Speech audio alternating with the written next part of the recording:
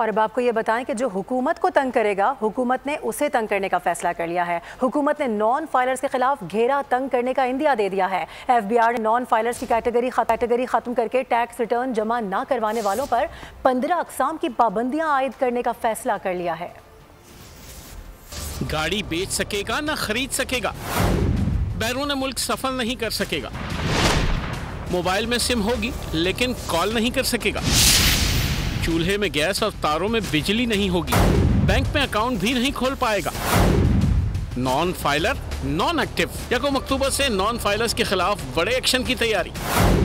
Tax return जमा ना कराया तो 15 मखसूस सरगर्मियों पर पाबंदी लग जाएगी। इब्तदाई तौर पर जायदाद और गाड़ी की खरीद फरोख्त, बैरून मुल्क सफर, करंट अकाउंट खोलने और म्यूचुअल फंड्स में सरमायाकारी पर पाबंदी लगेगी। नॉन फाइलर्स के मजे खत्म, कैटेगरी को सिरे से ही खत्म किया जा रहा है। लेन देन पर टैक्स के बजाय मामूली फीस देने वाले अब नहीं बच सकेंगे।